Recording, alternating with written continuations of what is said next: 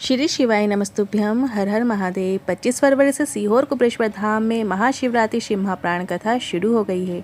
महाशिवरात्रि के अवसर पर शुरू हुई इस शिव महाप्राण कथा को आप 25 फरवरी से 3 मार्च 2025 में आस्था चैनल यूट्यूब के माध्यम से दोपहर में 1 बजे से 4 बजे तक देख पाएंगे। सीहोर कुबरेश्वर धाम के इस भव्य रुद्राक्ष महोत्सव में रुद्राक्ष भी अभिमंत्रित किए जा रहे हैं, जो वर्ष भर फ्री में बांटे जाते हैं। अभी फिलहाल रुद्राक्ष वितरण बंद है। इस वीडियो में आज हम आपको महाशिवरात्रि शिव महाप्राण के कथा अवसर के साथ ही इन विशेष महाशिवरात्रि के उपायों की भी जानकारी देंगे, जिससे आप 26 फरवरी के दिन कर सकते हैं। गुरुजी ने स्वयं अपने बेटे राघव मिश्रा जी के लिए महाशिवरात्रि में कौन सा उपाय किया है, वो जानकारी आपको इस वीडियो में मिलेगी। दूसरा, 12 गेहूं के दाने वाला महाशिवरात्रि का महा उपाय खुद के मकान, खुद के प्लॉट, खुद के व्यापार के लिए अवश्य करें। और तीसरा है महाशिवरात्रि की रात का धतूरा वाला उपाय, जो रात्रि के 12 बजे करना होता है, तो उसे 25 की रात को करें और 26 की रात को करें और 27 की रात को करें। सारे आपके डाउट्स क्लियर इस वीडियो में आज होने वाले हैं। आज पहले दिन की कथा में गुरुजी ने कुल 9 उपाय पत्र उपयोगी जानकारियाँ दी हैं। सभी की जानकारी आपको इसी वीडियो के माध्यम से प्राप्त होने वाली है। किसी कारणवश यदि आपने आज कथा नहीं सुन पाए हैं तो पूरी कथा का रास्ता तो आपको इस छोटे से वीडियो से प्राप्त हो जाएगा। तो बढ़ते हैं आज की कथा की पहली जानकारी की ओर। गुरुजी ने कहा, लोग सीहोर कुबरेश्वर धाम में प्रदोष के दिन की प्रदोष काल की आरती का दर्शन करने दूर दूर से आते हैं और आप प्रदोष की विशेष तिथि में शुरू हुई इस शिव महाप्राण कथा का श्रवण भी कर रहे हैं और संध्या आरती का भी लाभ जरूर प्राप्त करेंगे। और रेल विभाग और एमपी के सीएम का आभार व्यक्त करना चाहेंगे, क्योंकि सीहोर से जितनी भी ट्रेन निकलेगी सभी का स्टॉपेज सीहोर कर दिया गया है। आपको कुबरेश्वर धाम आने में कोई दिक्कत नहीं होगी। बढ़ते हैं आज की कथा की दूसरी जानकारी की ओर। सीहोर कुबरेश्वर धाम में आने वाले कथा सुनकर जो जाते हैं तो बाबा इतना प्रदान कर देते हैं कि वो अगली बार स्वयं आके जजमान बनने की बात कहते हैं। आपको बता दें, इस वर्ष सीहोर कुबरेश्वर धाम में हो रही महाशिवरात्रि में 30 जजमान हैं। गुरुजी ने बताया कि और भी कई लोगों के फ़ोन आ रहे थे कि हमें भी जजमान बनना है, पर हमने 30 जजमान की कैपेसिटी ही रखी थी। बढ़ते हैं आज की कथा की तीसरी जानकारी की ओर। प्रशासन को धन्यवाद करते हुए गुरुजी ने बताया कि इस वर्ष पिछली बार से भी बड़ा पंडाल तैयार किया गया है और आप गाड़ी, ऑटो, बस से उतरकर मात्र 200 से 250 मीटर चलकर कुबरेश्वर धाम पहुंच जाते हैं। आपको ज़्यादा चलने की भी आवश्यकता नहीं है, इतनी अच्छी व्यवस्था की गई है। बढ़ते हैं आज की कथा की चौथी जानकारी की ओर। शिव महाप्राण की कथा कहती है, आपका भाग्य आपके कर्म को नहीं बदल सकता, पर आपके कर्म आपके भाग्य को बदल सकते हैं। बढ़ते हैं आज की कथा की पांचवी जानकारी की ओर। शिव महाप्राण की कथा कहती है, सत्य टिकता है और असत्य मिटता है। बढ़ते हैं आज की कथा की छठवीं जानकारी की ओर। पिछले वर्ष की कथा में गुरुजी ने कहा, महाशिवरात्रि की रात्रि को 12 बजे एक अच्छे शहद को, मतलब साफ सुथरे शहद को, प्योर शुद्ध शहद को आप शिवलिंग पर चढ़ाने का बहुत महत्व बताया गया है। आप हमारे शहर के लोगों से पूछ सकते हैं या फिर यूट्यूब में पुराने वीडियोस देख सकते हैं, हमारे पुत्र राघव जी को कितना बड़ा मोटा चश्मा लगा था और शिवरात्रि के शहद वाला उपाय से उसका चश्मा उतर गया है। केवल शिवरात्रि का शहद उसे शिवलिंग पर चढ़ाया गया, मतलब आपको शिवलिंग पर शहद अर्पित करना है। महाशिवरात्रि की रात्रि में आपको शहद अर्पित करना है और थोड़ा सा आपको प्राप्त कर लेना है और प्राप्त करने के बाद उसे नेत्रों में लगाना होता है।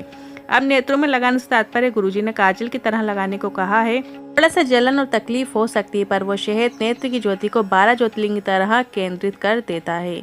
आपको बस शहद काजल की तरह रोज लगाना शुरू कर देना है। बढ़ते हैं आज की कथा की सातवीं जानकारी की ओर। गुरुजी ने कहा, महाशिवरात्रि की चढ़ी हुई बेलपत्र और आज का चढ़ा हुआ गेहूं का दाना खुद का मकान नहीं है या खुद का प्लॉट नहीं है, खुद की गाड़ी नहीं है या खुद का व्यापार नहीं है, खुद का कुछ भी नहीं है, तो आज के दिन, मतलब महाशिवरात्रि के दिन एक विशेष उपाय आपको करना है। आज के दिन भोलेनाथ की शिवलिंग पर महाशिवरात्रि के दिन गेहूं की एक बाली चढ़ाकर उस बाली को उठाकर उसमें से 12 दाने निकाल लिए जाते हैं। आपको एक बाली लेना है, गेहूं की जो बालियां आती हैं वो आपको महाशिवरात्रि के दिन शिवलिंग पर अर्पित करनी है और 12 दाने आपको निकाल लेना है। अगर आपके पास गेहूं की बाली नहीं है तो आपको गेहूं के 12 दाने शिवलिंग पर अर्पित कर देना है और इसके बाद उन्हें आपको उठा भी लेना है। आज पहली शिवरात्रि में 1 दाना आपको भोलेनाथ को चढ़ा देना है और 11 दाने अपने पास रख लेना है। और हर शिवरात्रि को प्रत्येक माह में आती है जो, तो आपको 11 मासिक शिवरात्रि में एक एक करके चढ़ा देना है और आपको गेहूं के दाने को विशेष स्थान पर चढ़ाना है। आपको गेहूं के दाने को माता अशोक सुंदरी के स्थान पर अर्पित करना है। ध्यान से समझिएगा, यदि आप गेहूं की बाली चढ़ा रहे हैं तो आपको गेहूं की बाली शंकर भगवान के शिवलिंग पे अर्पित करना है और फिर 12 दाने निकाल लेना है और उसमें से एक दाना माता अशोक सुंदरी के स्थान पर चढ़ाना है। इसी तरीके से यदि गेहूं की बाली आपके पास नहीं है तो आपको 12 गेहूं के दाने शिवलिंग के ऊपर अर्पित करना है और 12 दाने आपको शिवलिंग के ऊपर से उठाने के बाद एक दाना उसमें से अशोक सुंदरी माता के स्थान पर अर्पित कर देना है। आज आप मतलब महाशिवरात्रि के दिन एक दाना अर्पित कर देंगे और उसके बाद बचे हुए जो 11 दाने हैं जो हर महीने मासिक शिवरात्रि आती है वो एक एक करके हर महीने की मासिक शिवरात्रि में आपको अर्पित कर देना है। इस तरीके से इस उपाय को आपको करना है। जब अगली महाशिवरात्रि आएगी तो आप खुद बताएंगे कि आपको मकान मिला, कि प्लॉट मिला, कि गाड़ी मिली, कि ज़मीन मिली। जीवन में ज़रूर बदलाव आएंगे, ये निश्चितता है। आप करके ज़रूर देखिएगा। इस महाशिवरात्रि से इस उपाय की शुरुआत आप कर सकते हैं। महाशिवरात्रि पे किया जाने वाले अगले उपाय की ओर। धतूरे का एक ऐसा उपाय है जो सिर्फ और सिर्फ महाशिवरात्रि की रात्रि को ही किया जाता है। जिसका व्यापार नहीं चल रहा हो, व्यवसाय नहीं चल रहा हो, बहुत कष्ट में जीवन निकल रहा हो, बहुत तकलीफ में जीवन हो, धन संपदा की वृद्धि के लिए तो आपको धतूरे को हल्दी में डुबोकर निकाल लेना है। आप सूखी हल्दी भी ले सकते हैं या हल्दी को गीला करके भी आप धतूरे को डुबो सकते हैं। दोनों तरीके से आप इस उपाय को कर सकते हैं। इसके बाद रात्रि के 12 बजे महाशिवरात्रि पर शिवलिंग पर आपको अर्पित कर देना है।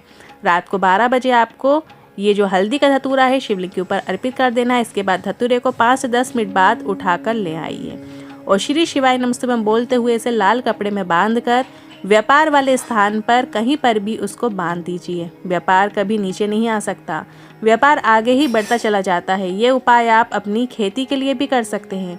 खेती वाले ये उपाय करेंगे तो उन्हें अपनी जो खेती वाली जगह है वहाँ पर आपको ये धतूरे को गड़ा देना है और जो व्यापार वाले हैं वो अपने व्यापार वाले स्थान पर इस धतूरे को रख देना है या कहीं लटका देना है। लोगों के मन में प्रश्न आता है कि रात्रि के 12 बजे महाशिवरात्रि की रात्रि में 12 बजे तो फिर 27 तारीख लग जाएगी, पर आपको इंग्लिश कैलेंडर से कोई लेना देना नहीं है। हिंदू कैलेंडर के हिसाब से जो सूर्योदय होता है उस तिथि से ही अगला दिन प्रारंभ होता है। तो यदि आप 26 की रात्रि को भले ही 27 तारीख हो जाए पर वो महाशिवरात्रि का दिन ही कहलाएगा। तो ऐसी स्थिति में आपको महाशिवरात्रि की रात्रि में 12 बजे इस उपाय को करना है।